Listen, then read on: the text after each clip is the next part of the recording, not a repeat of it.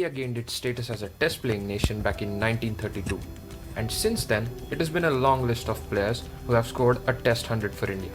In this video, we are going to talk about someone who was the first man to get on that list, the controversial yet so charismatic personality that changed Indian cricket in many ways.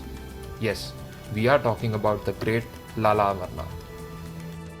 Lala Amarnath made his first class debut in 1929, but he rose to fame in 1933 when he became the first Indian ever to score a test match century. And he did it with so much of grace against Douglas Jardine's lethal English side that won the Bodyline Ashes series back in Australia. Make no mistake, India was yet to gain its independence back then and was still under the British rule.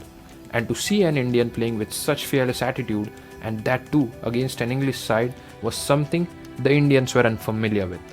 Amarnath, along with his cricketing skills, was also known for his straightforward attitude. While this helped him gain popularity amongst the fans, it also did affect his career. In the 1936 tour to England, Amarnath was controversially sent back to India after a verbal spat with the Indian captain, Maharaj of Vizianagram, also known as Vizi. Apparently, in a tour game at Lord's, Captain Vizi had Amarnath padded up while he was suffering from a back injury, but sent every other player in the batting order ahead of him. This prevented Amarnath from taking proper rest. Finally, he was put into bat with just a few minutes left to the end of day's play. Visibly angry after returning to the dressing room, Amarnath muttered a few words in Punjabi. This resulted in an argument between the captain and Amarnath, and what transpired was a very unfortunate incident. Lala Amarnath, who was arguably India's best player on that tour, was sent back to India before the Test series even began. As there were no international games during the World War II, Amarnath had to wait 10 long years to play another Test match for India. Although he did continue to play first-class cricket and made heaps of runs. India toured England for the first time post-war in 1946, and finally, after a wait of 12 long years, Amarnath got to play his 4th Test match for India. But he had a different role this time around. He became more potent in his bowling, and he did exploit the English conditions probably more than any other bowler. In the very first Test match at Lord's, he took a 5-wicket haul, which consisted the likes of Len Hutton, Dennis Compton and Wally Hammond.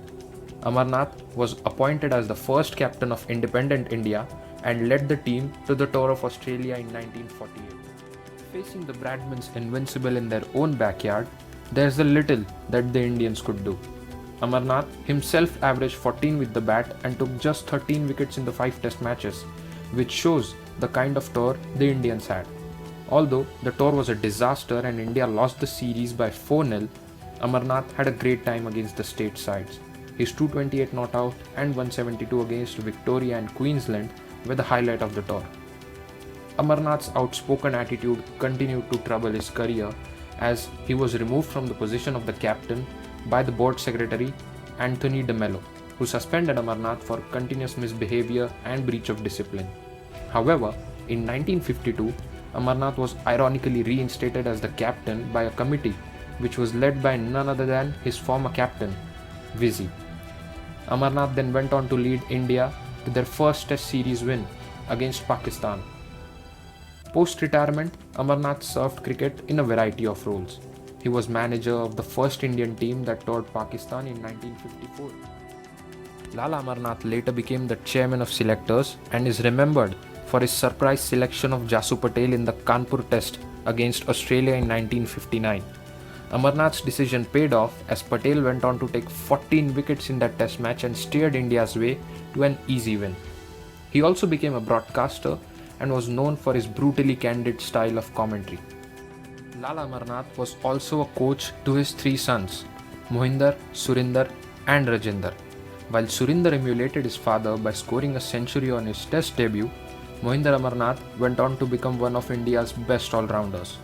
Amarnath's life was full of highs and lows, and his stubbornness against anything that he felt was wrong made him the man that he was.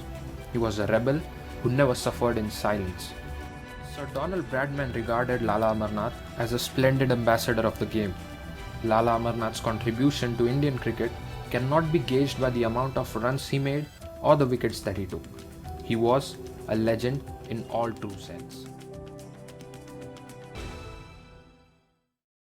Well, if you like that video, hit the like button and do consider subscribing to my channel. Thank you and see you in the next video.